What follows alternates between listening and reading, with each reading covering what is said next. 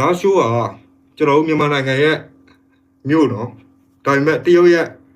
UWSA ပုံစံမျိုး MMDAA ကိုပုံစံတွဲလိုက်ရင်နောက်ဆက်တွဲဖြစ်လာမယ့်ဟာတွေကိုသိချစဉ်းစားဖို့လိုတယ်အခုနောက်ဆုံးကြားတဲ့လာရှိုးသတင်းကလာရှိုးမြို့ပေါ်မှာဌာနဆိုင်ရာတွေပြန်ဝင်လာမယ်ဒါပေမဲ့ဒီတွဲတွေအတိအကျ MMDAA တို့ကိုပေးရမယ်နောက်တစ်ခုကစစ်တပ်ဆိုတာရှိရုပ်လောက်လေးပဲထားမှာလာတဲ့စစ်ကောင်စီရဲ့တပ်သားဥယျာဉ်စရင်ကို MMDAA တို့တရုတ်ကိုပေးရမယ်တရုတ်ကလည်းအဲ့မှာကောက်စစ်ဝန်ရုံဖွင့်အောင်မယ်နော်အဲ့မှာ CDN တွေတခြားတော်လိုင်းဖက်နဲ့ပတ်သက်တဲ့လူတွေကိုဖမ်းဆီးမှုဘာမှမရှိဘူးနော်အဲ့ဒါမျိုးလုံးဝလုံးခွင့်မရှိဘူးစစ်မှုထမ်းလည်းဘယ်ဖက်ကမှစရင်မကောက်ဘူးဆိုပြီးသိရတယ်ဒါတော့မြေပြင်ကပြောပြတာတရုတ်ကတစ်ဖက်လက်နဲ့ပြောတာမျိုးလည်းဖြစ်ချင်ဖြစ်မှာပေါ့စီးပွားရေးအရှိန်ဟုတ်ပြန်တက်လာလိမ့်မယ်ခြံတွေမြေခွဲတွေဈေးပြန်တက်လာမယ်စစ်သားကောက်တာတို့ပေါ်တာဆွဲတာတို့အဲ့ဒါမျိုးလည်းလုပ်လို့မရဘူးပြီးတော့ပြန်လဲထူထောင်ရေးကိုစိတ်ကြိုက်လုပ်လို့ရမယ်လုပ်ခွင့်ရမယ်ရှင်းရှင်းပြောရင်စစ်ပွဲအတွင်းမှာစိတ်စုံလိုမျိုးတော့ဖြစ်သွားတယ်တရုတ်ဖန်တီးတာ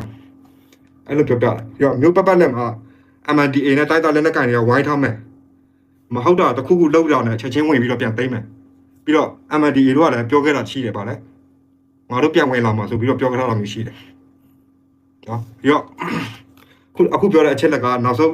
ရတဲ့အချက်လက်တွေပေါ့ဗျာလောလောဆယ်ခဏလောက်စုပ်ခွာပေးတယ်ဆိုတဲ့သဘောမျိုးပြောချင်တာသူတို့တွေကဒါတော့ကျွန်တော်လည်းမသိဘူးနော်ဒါအမိပြန်ကပြောတာရာလို့ပြမှန်မယ်လို့လည်းမပြောဘူးတချို့က CDN တွေဖမ်းအောင်စိုးရိမ်နေတယ်ဆေးရုံကနေပြီးတော့အလုပ်တက်သွားတာလည်းပါသေးတယ်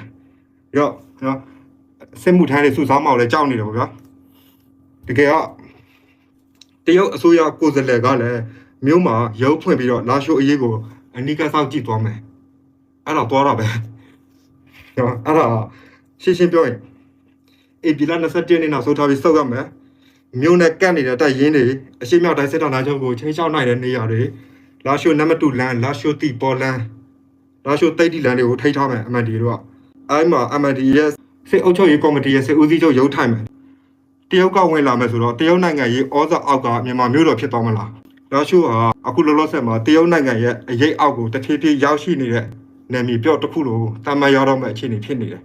အဲ့တော့ MND ဇောက်လည်းမဟုတ်ဘူးဘယ်အဖွဲ့တွေကြောင့်မှမဟုတ်ဘူးတရုတ်ကြောင့်လာရှိုးဟာမြန်မာနိုင်ငံရေးမှာစီးပွားရေးအရေးပါတဲ့ဗဟိုချက်ဒါပေမဲ့ကျွန်တော်တို့ဒီလောက်နဲ့မတွေးတော့နဲ့တရုတ်ကရှိရှိသမျှအပေါက်တွေအကုန်လုံးဝင်မှာဥပမာမန္တလေးထိသွားမယ်တောင်ပိုင်းကိုဆင်းမယ်တောင်ငူဘက်ကနေကရင်ဒီပါညာတွေအကုန်လုံးသတိထားဖို့လိုတယ်တရုတ်နိုင်ငံရဲ့အခုဝင်ရောက်ဆွတ်ဖက်မှုကပေါက်တယ်ဖားဆိုဖြစ်သွားပြီတဖြည်းဖြည်းနဲ့အဲ့ရနေပြီးတော့ကော့ကဲလို့တော့ရောက်သွားပြီအခုလာရှိုးချင်းတွေကမုတ်တိုင်းမကြခင်တိတ်ဆိတ်နေတဲ့ပင်လယ်ပြင်လိုမျိုးဖြစ်နေညင်